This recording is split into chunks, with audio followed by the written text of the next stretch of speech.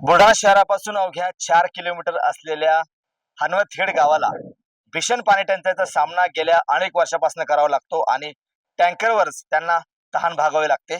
मी सध्या हनवतखेड गावामध्ये आहे आणि गेल्या कित्येक वर्षापासून या गावाची तहान जी आहे ती या फक्त टँकरवरच भागवल्या जाते.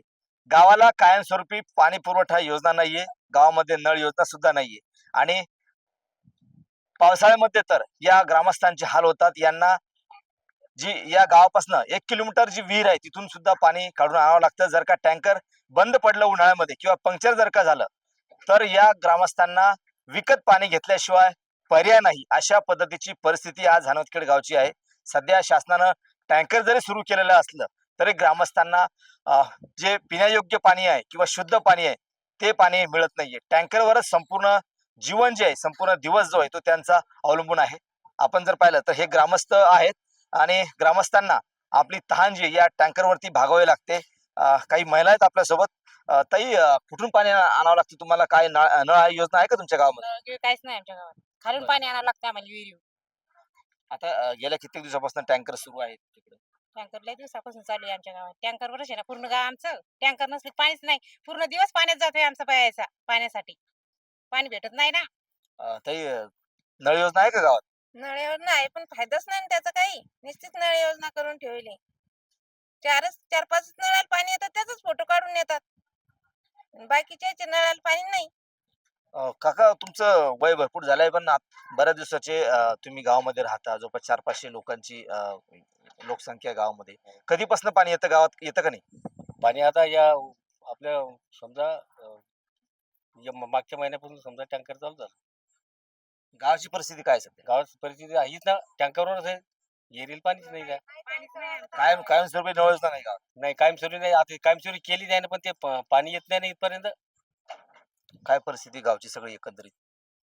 पाईपलाईन केलेली खूप दिवस झाले पण ते पाणीच येत नाही. 4 नळाला पाणी येतं त्याचे फोटो काढून ते समोर पाठवून देतात. बस झालं एवढंच.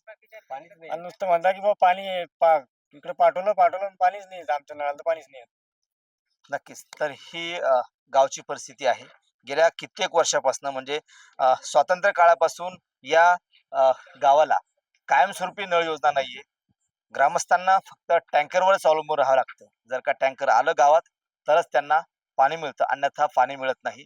त्यांना बाहेरून विकत पाणी घ्यावं लागतं किंवा ज्यांच्याकडे जे विकत घेऊ शकत नाही त्यांना 1 किलोमीटर 1.5 किलोमीटर जाऊन विहिरीहून पाणी आणावं लागतं. अशा पद्धतीची परिस्थिती जी आहे इथल्या ग्रामस्थांची आहे. आणि टँकर जे गावामध्ये येते या टँकरचं पाणी जी विहीर आहे ग्रामपंचायतची त्या विहिरीमध्ये टाकलं जातं आणि परत त्याच विहिरीतलं पाणी उपसा करून गावामध्ये छोटी टाकी बांधलेली आहे त्या ठिकाणी पाणी हे सोडलं जातं आणि तिथून मग ग्रामस्थ नळाद्वारे पाणी घेऊन जातात.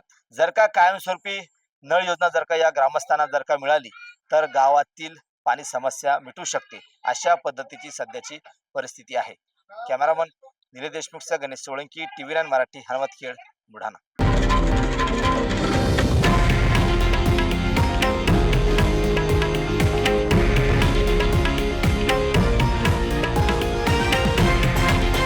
हे आहे देशातील नंबर 1 न्यूज नेटवर्क आणि आपण पाहत आहात TV9 मराठी, एकमेव.